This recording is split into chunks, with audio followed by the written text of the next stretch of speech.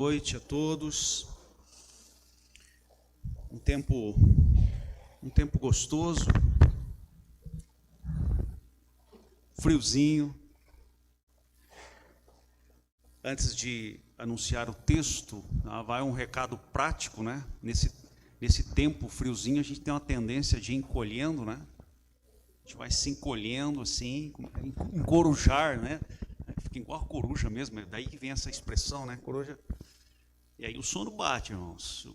Mais que o pregador vai pular aqui, fazer uns malabarismos, né? De vez em quando o pastor vê os irmãos pegando um ou outro, pegando uns dourados bonitos aí, né? Mas amém. Glória a Deus. Vamos para o livro de Atos, capítulo 1, dos versos 15 ao verso 26. Atos, capítulo 1, dos versos 15 ao verso 26. O título da palavra de hoje é Combinando as Escrituras, a Oração e o Bom Senso. Combinando as Escrituras, a Oração e o Bom Senso. Versículo 15 em diante.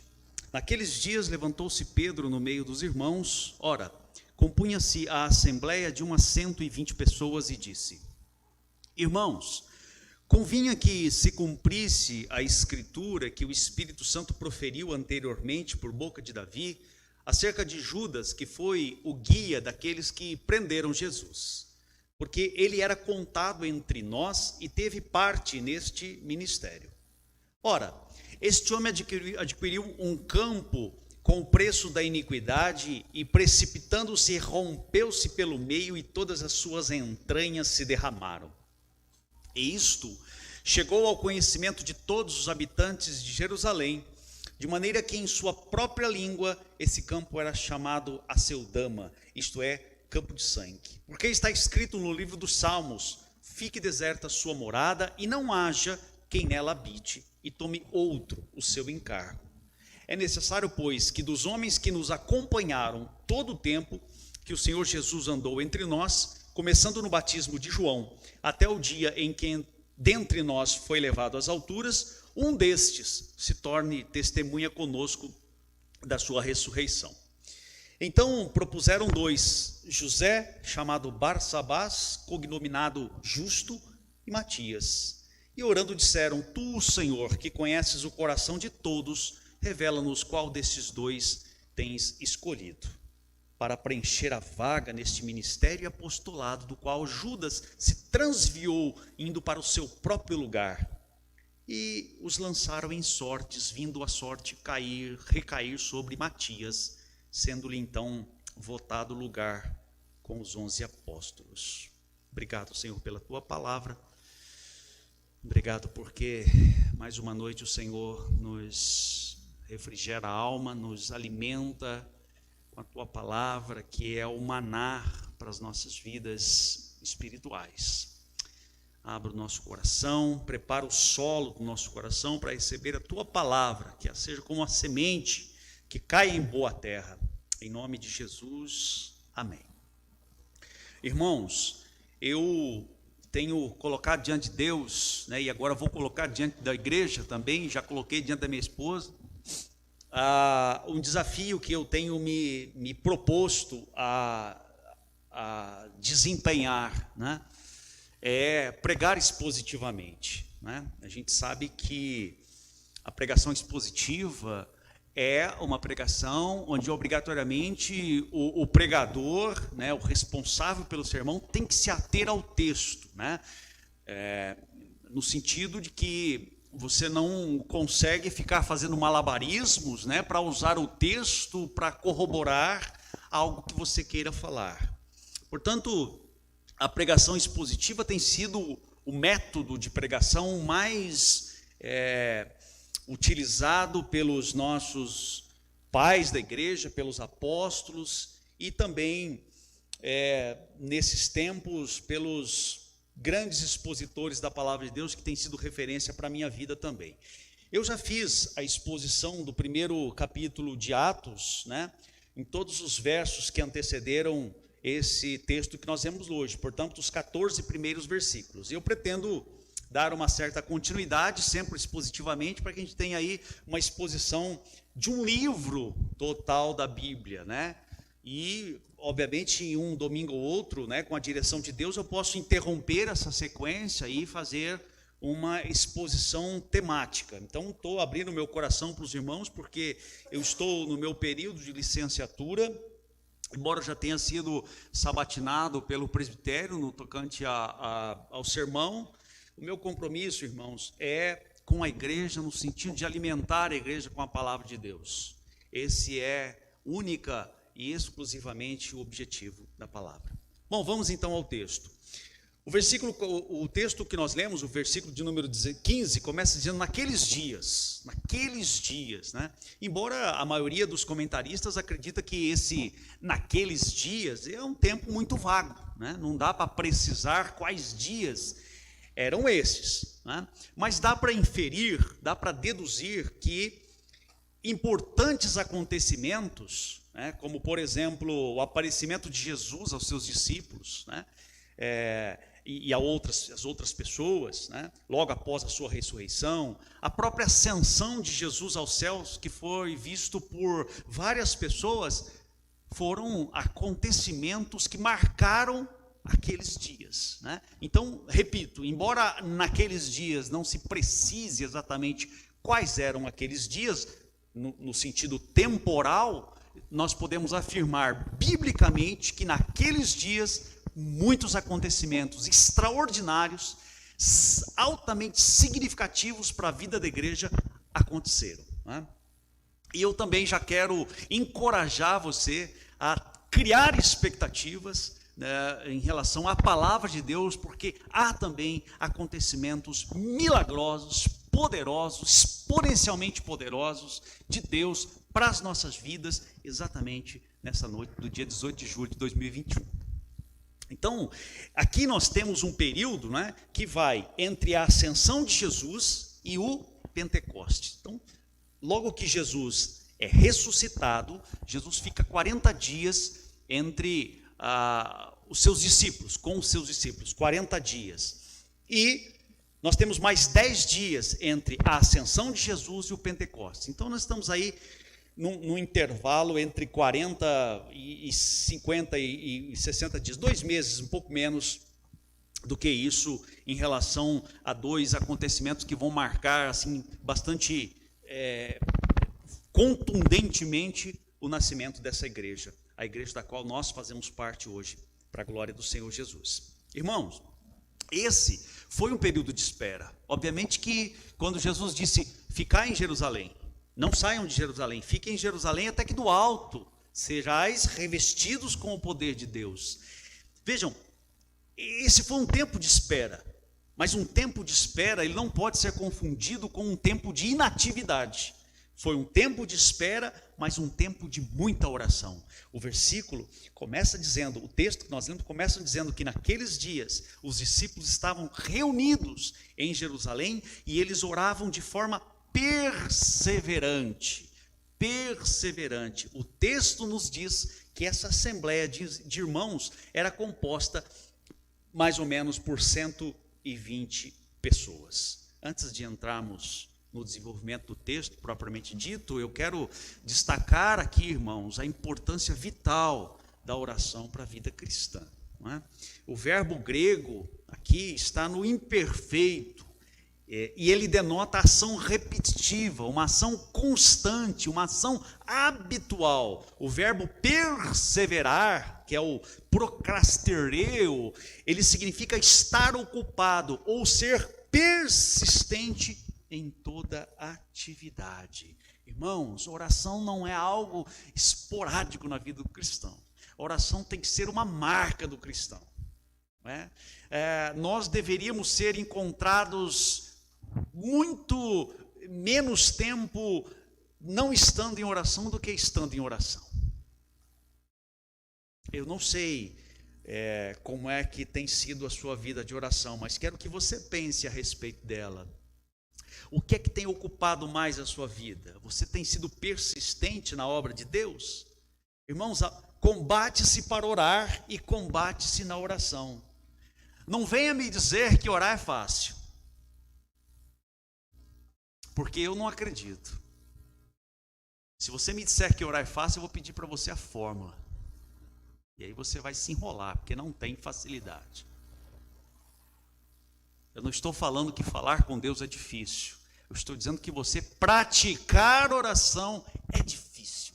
Irmãos, e aqui eu não tenho compromisso em ser polido, educado sim, mas polido no sentido de que eu não vou dizer aquilo que a palavra de Deus diz. A palavra de Deus diz isso.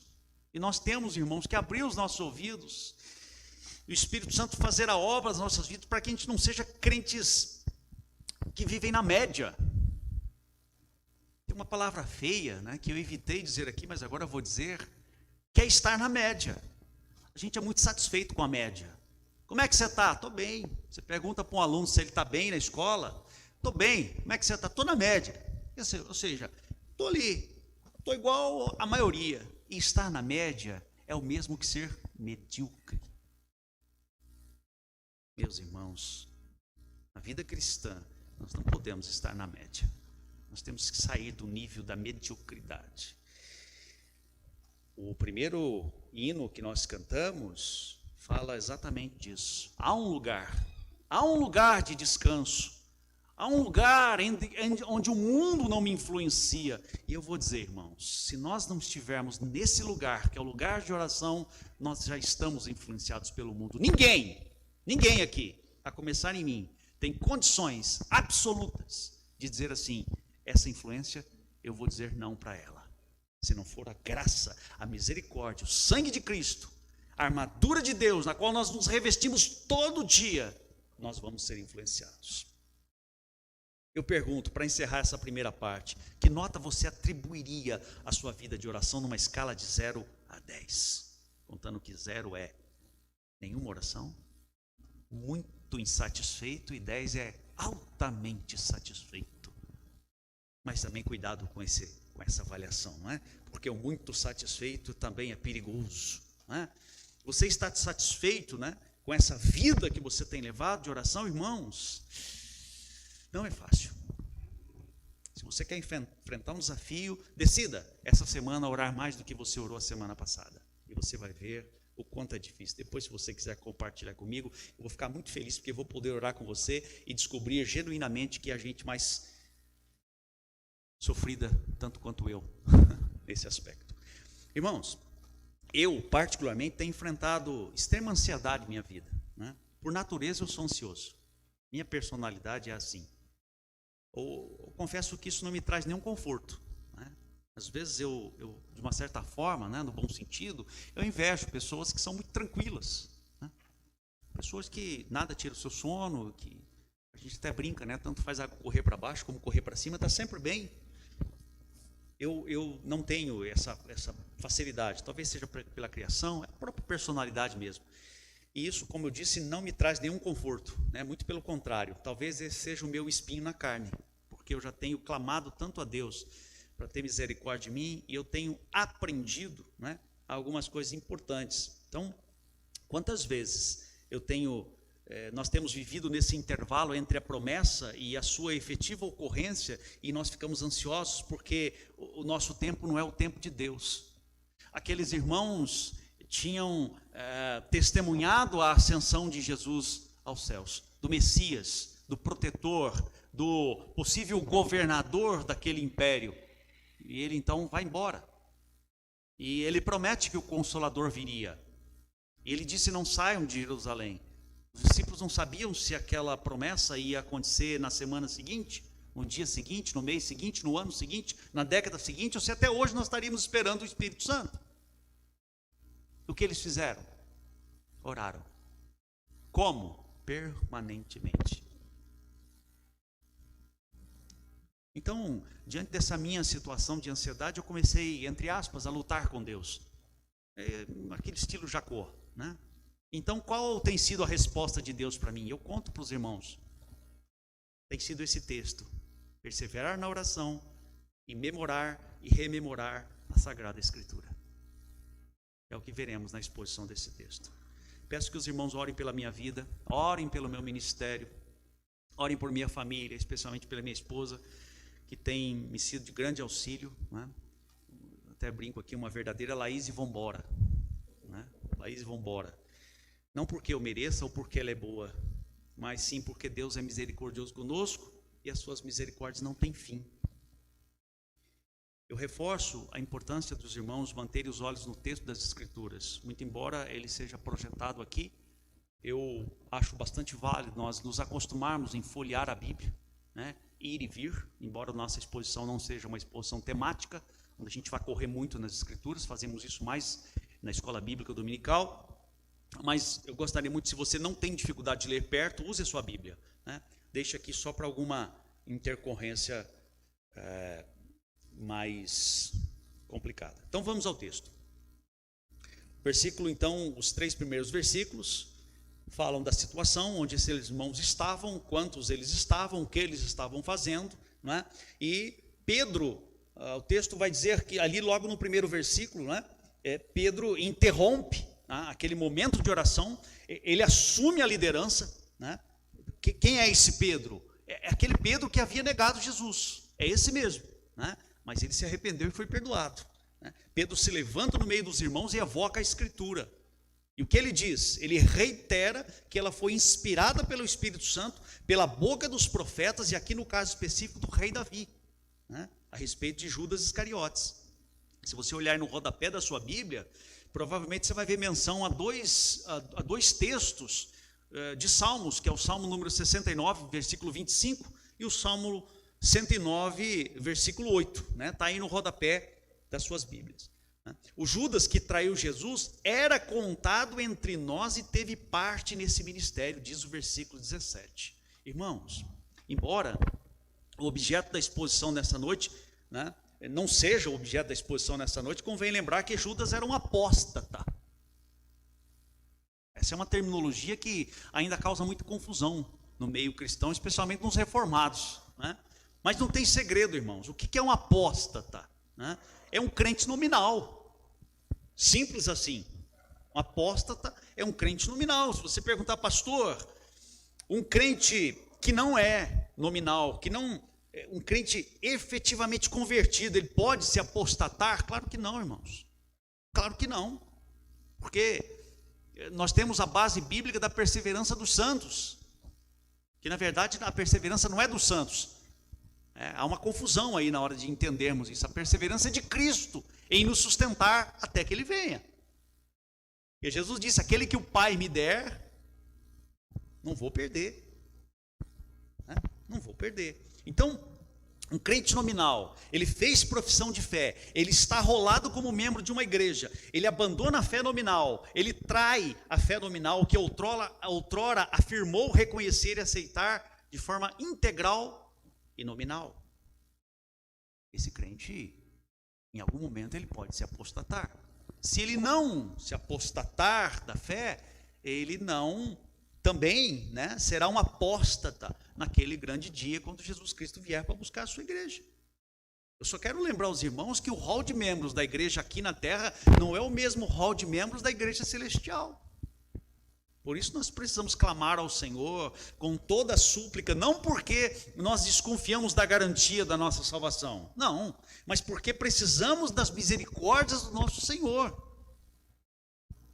A perseverança dos santos, então, trata disso, de Deus perseverar em nos manter unidos à videira, até que Cristo volte.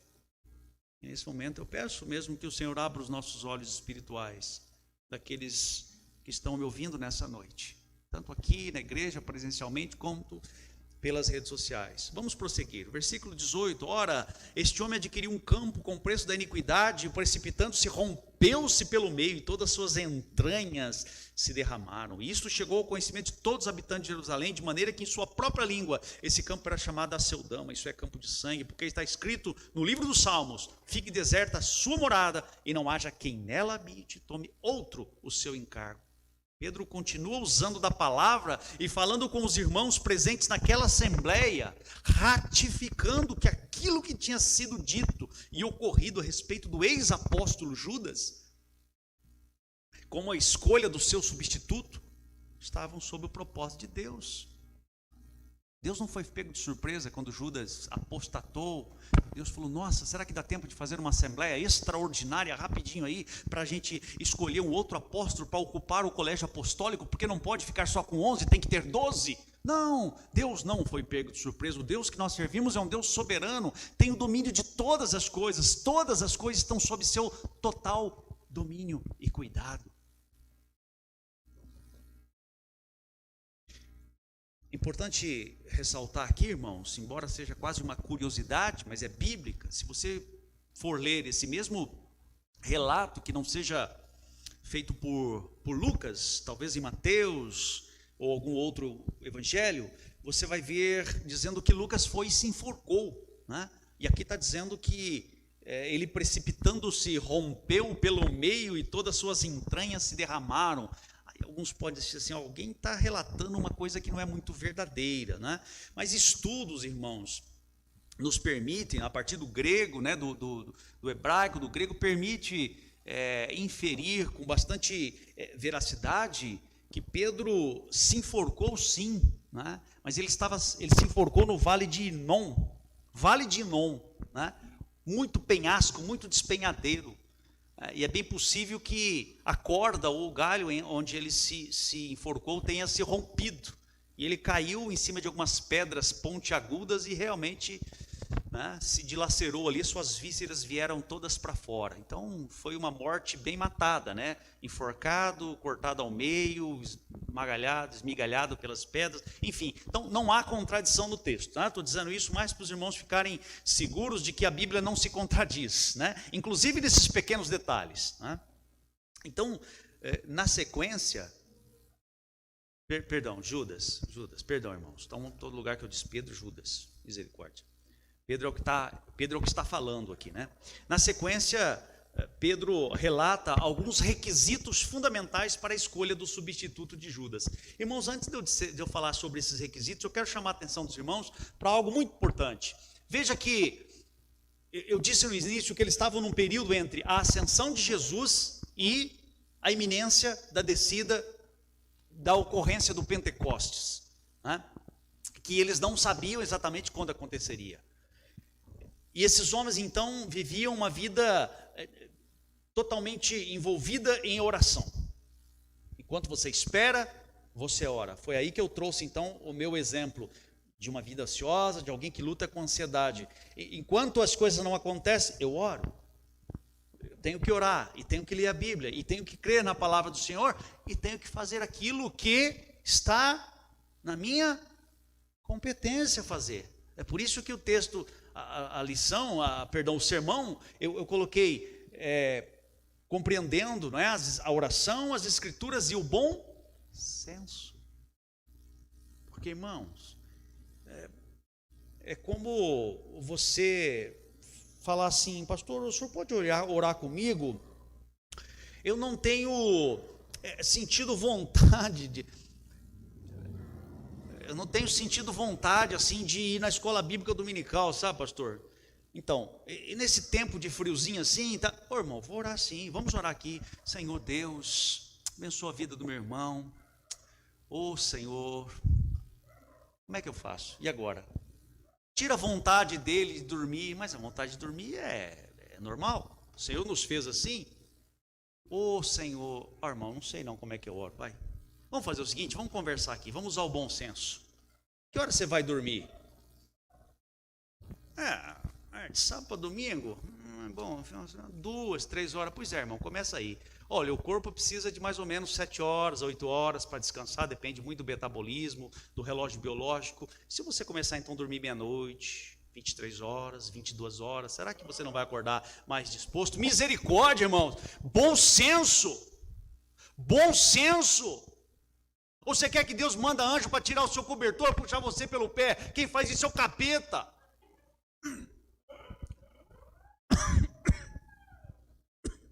Vou tomar um pouco da água do João aqui.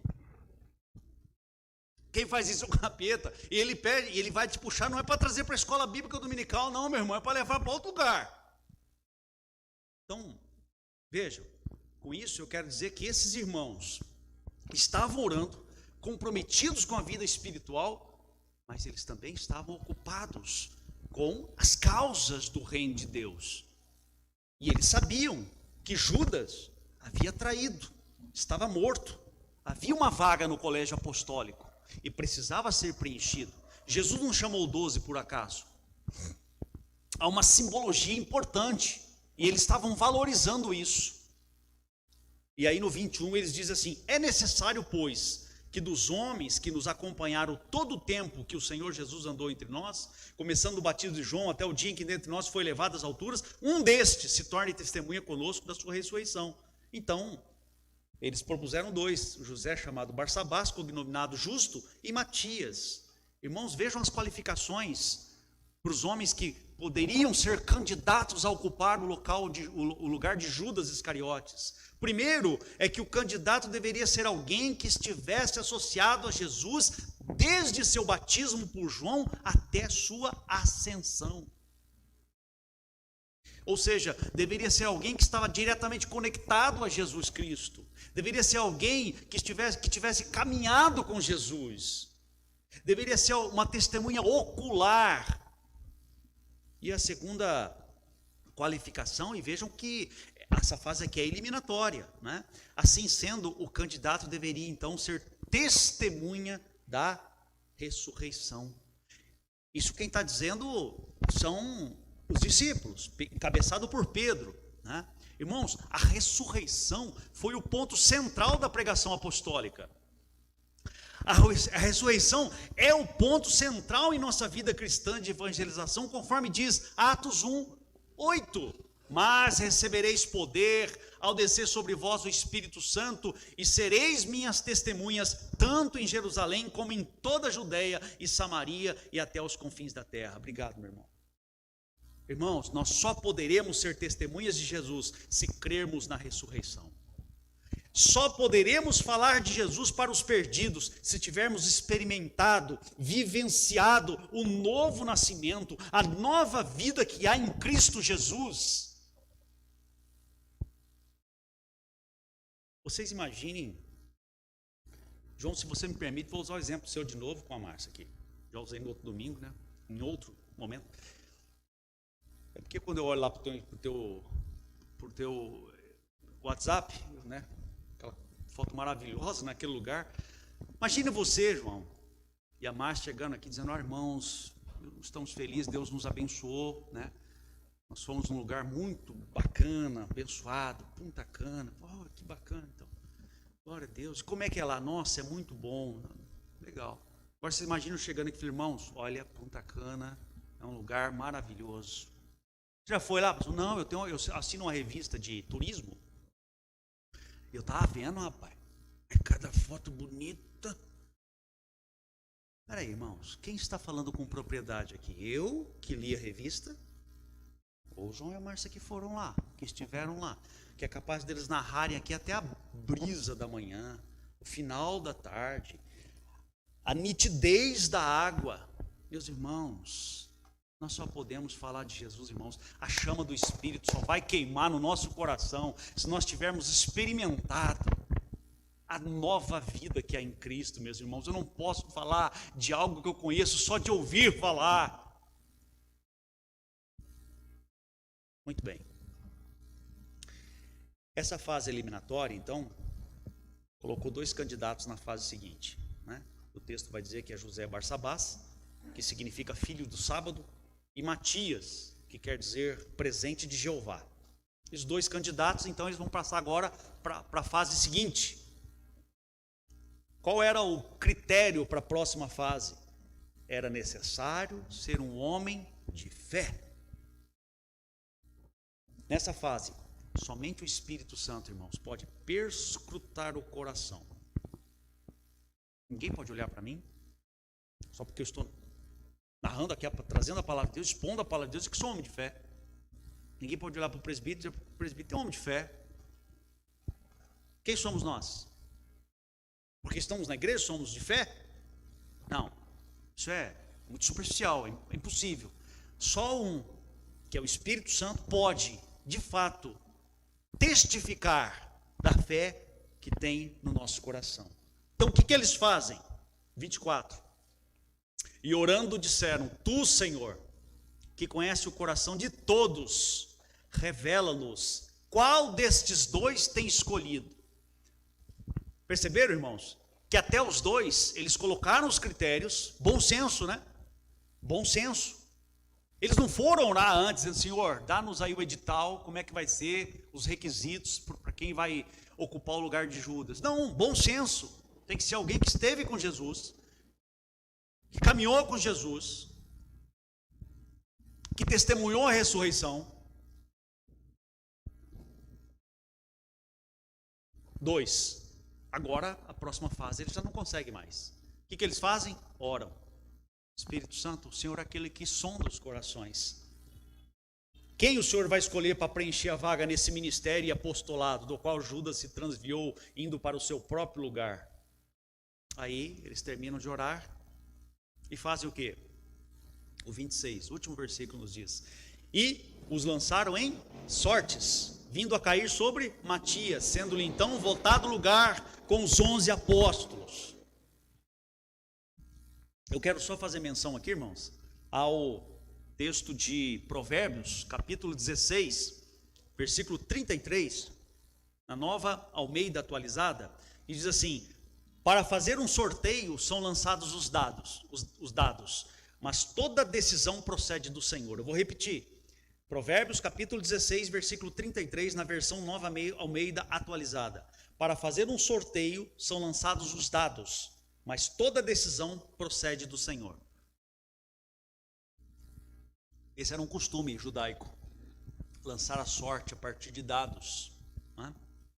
Então não há aqui nenhuma necromancia, não há aqui nenhum espírito de vidente, né, que extrapole os costumes. Não.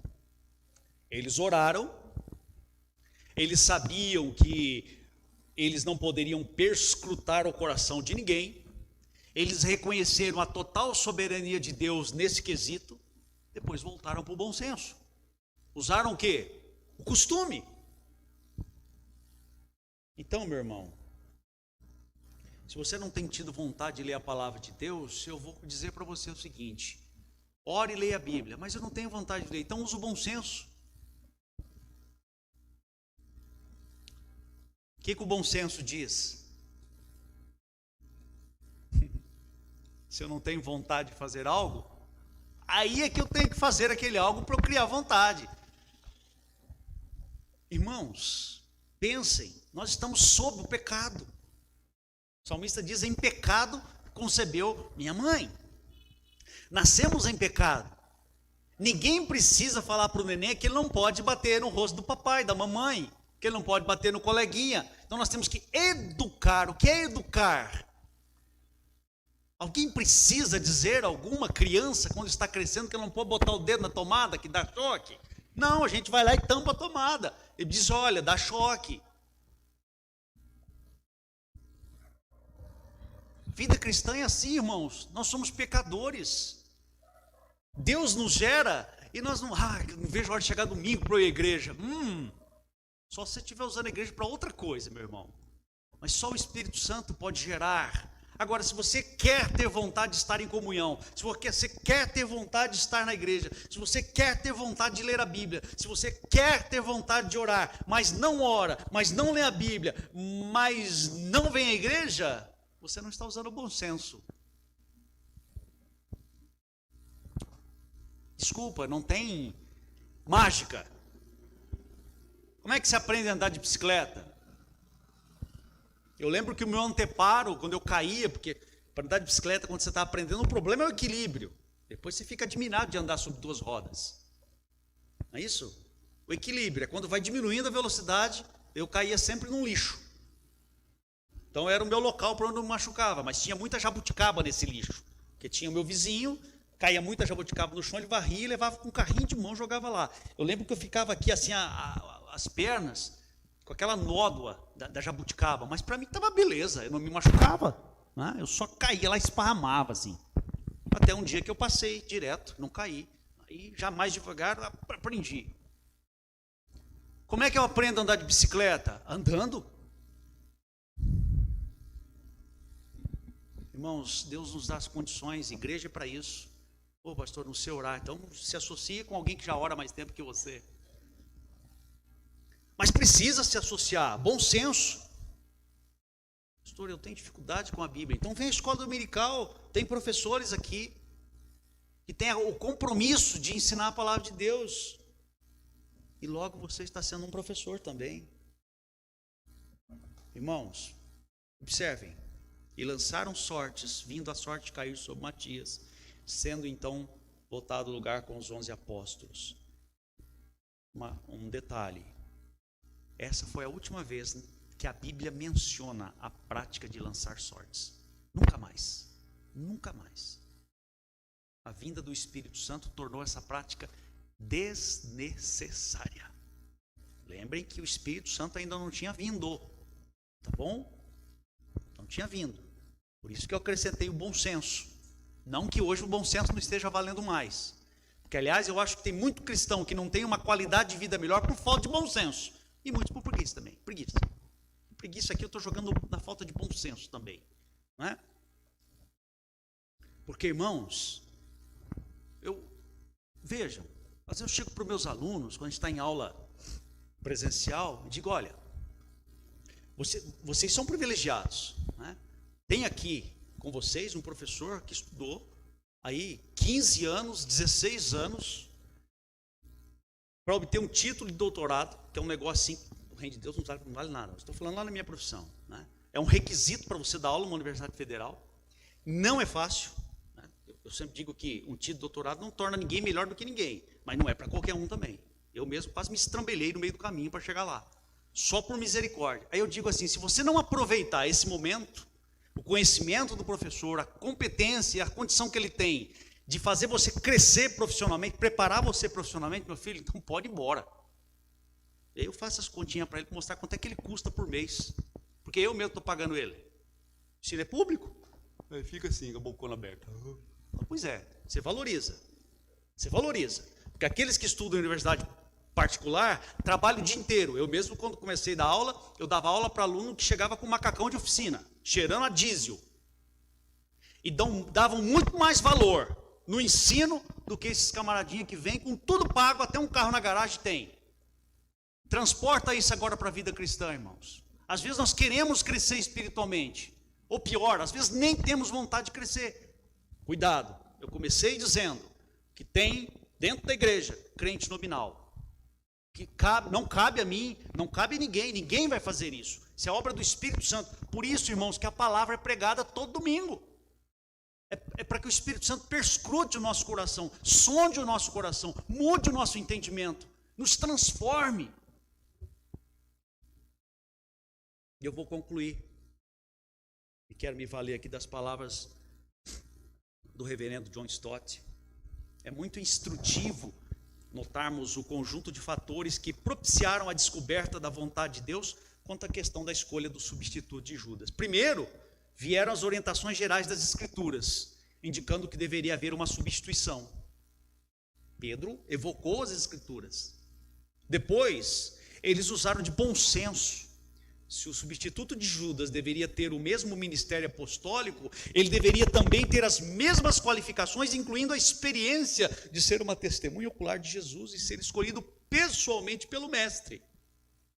Esse raciocínio dedutivo e saudável levou à indicação de José, Barsabás e Matias. Em terceiro lugar, eles oraram, pois apesar de Jesus ter ido embora, ainda havia um acesso a ele através da oração. E sabia-se que ele possuía o conhecimento do coração de todos, coisa de que careciam. E por fim, eles lançaram a sorte, através da qual criam que Jesus manifestaria sua vontade e escolha.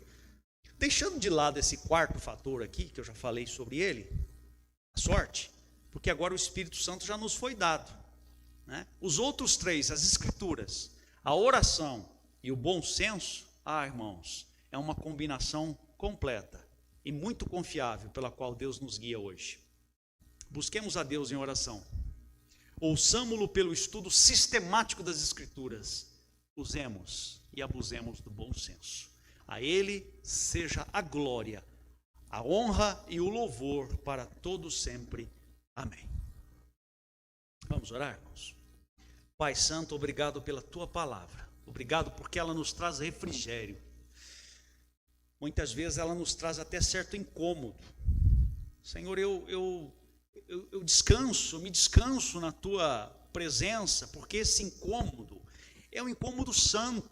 O Senhor nos quer ver crescer. O Senhor é como um pai que aprecia ver o filho dando os primeiros passos, falando as primeiras sílabas, combinando as sílabas e completando e formando frases. O Senhor é como um papai amoroso que quer ver os seus filhos crescendo na fé, crescendo na graça, crescendo na piedade, crescendo no conhecimento.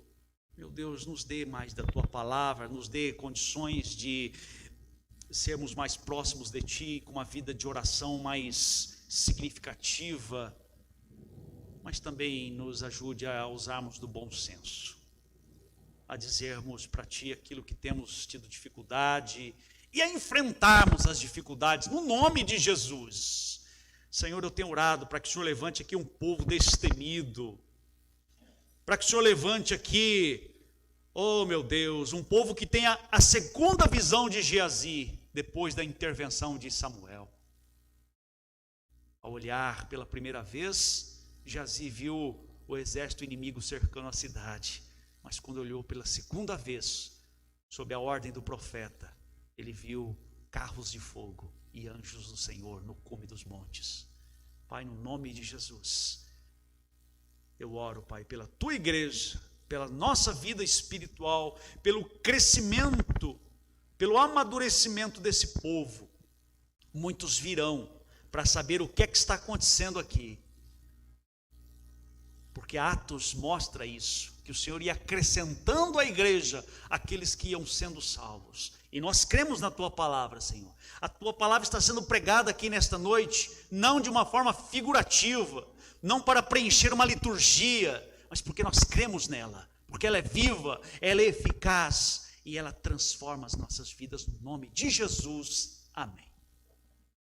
Que Deus abençoe a todos os irmãos, tenham uma semana abençoada, de graça, de amor, né, de oração, de Bíblia, leitura da palavra de Deus, estudo da palavra de Deus e bom senso. Amém.